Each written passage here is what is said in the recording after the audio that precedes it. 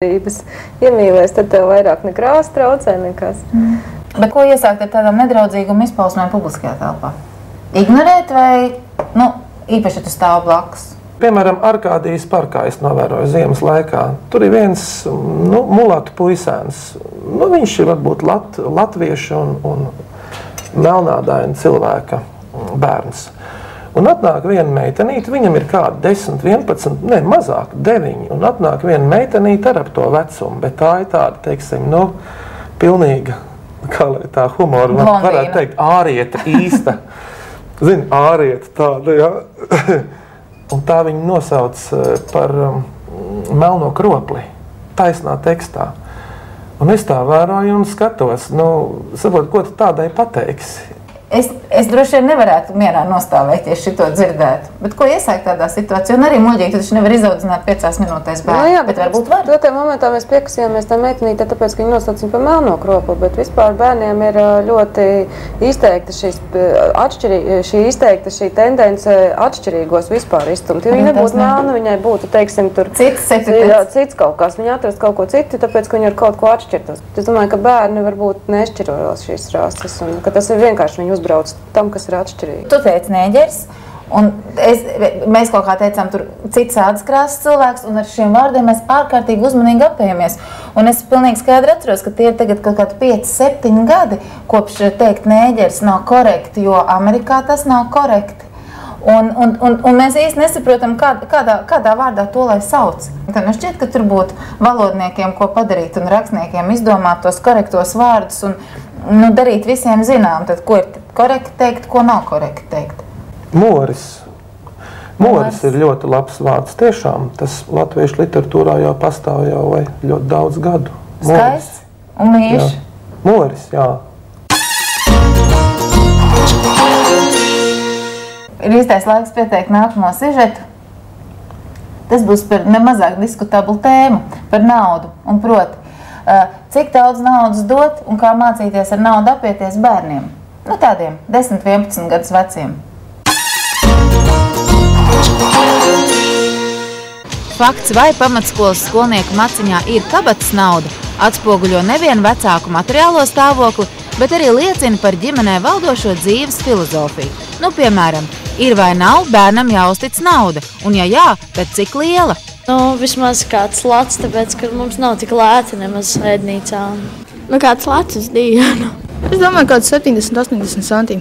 50 centīmi dienā. Varbūt pat vairāk. Parasti uz dienu man mamma dod līdzi latu, un man vajag noteikti pataupīt 50 centīmus pēc treniņiem, lai nopirkt dzeramo. Kādu 2 lati nedēļā. Man it kā vajadzētu 5 latus nedēļā, tāpēc, ka es parasti pāēdu pusdienas, un tad vēl varbūt pēc skolas kaut ko uzkožu. Ko tu uzkodi? Nezinu, kādu konču nopērku. Raksturīgi, ka vecāki pievēr acis uz faktu, ka diez vai kādreiz precīzi uzzinās, cik no ēšanai paredzētās naudas tiešām tiks tērētas siltam ēdienam, bet cik saldumiem un citiem kārotiem niekiem. Tagad nāk tā arī inflācija. Un dzeramais un vispārējais paliek dārgāks, un man šogad ir 20 lati mēnesī. Jā. Un vēl samaksā, protams, par to skolas pusdienām plus? Nē, es tad labāk nopērku pats kaut kādu bulciņu, aizēju uz Narušanu, nopērku hotdogu vai kaut ko tādu.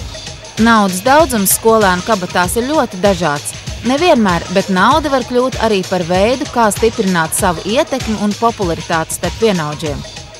Man bija viens gadījums, ka paņēma un izpirka visu kafejnīcu no čupa-čupšiem. Un tad uzdeva jautājumu, kāpēc 1. klases skolnieks pagājušo gadu teica, bet es taču viņu pārdošu par 10 centīm dārgāk. Tātad biznesa iet no 1. klases, bet tas ir atkarīgs, cik tas klases audzinātājs, kā viņš noreaģē, jo tā jau mēs varam bezgalīgi aiziet. Man ir bijis praksē arī gadījums, kur meitenei rokas nauda ir 15 lati dienā, kur viņa var saģērbt klases biedrus ar drēbēm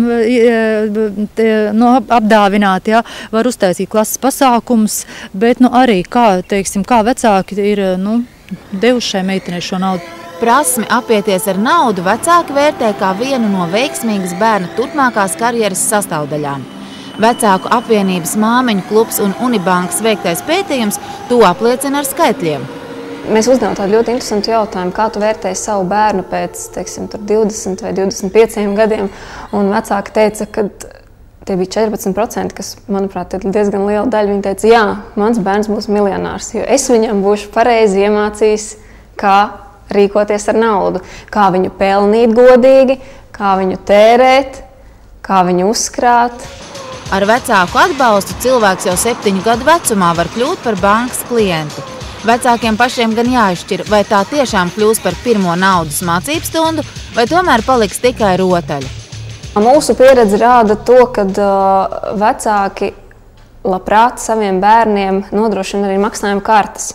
Tas gan šobrīd ir vairāk kā tāda dāvana, ja, jo maziem ir arī diezgan interesanti 7 gadu vecumā, kas ir vecums, kad var šādu karti saņemt. Tas ir kaut kas jauns arī viņam. Tā vairs nav varbūt mammas dotais vienlatnieks vai pieclatnieks. Tas jau ir kaut kas modernāks. Un bērni jau tāpatās kā varbūt tagad viens rāda, ka viņam ir telefons. Bērni jau var arī parādīt, ka viņam ir maksājuma kartes. Tās ir faktiski iemaņas, pareizi, modernā pasaulē.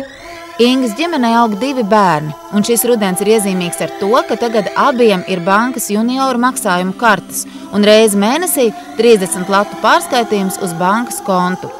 Tas tev iemāc principā saprast, kas ir banka, kas ir bankomāts, vai ne? PIN-kods un tā. Un otrs arī tas bērns tā kā jūtās, ka viņš ir kaut kā tikpat liels kā es, jo man ir bankas kartes, tētim ir kartes, vai ne, viņai arī kartes.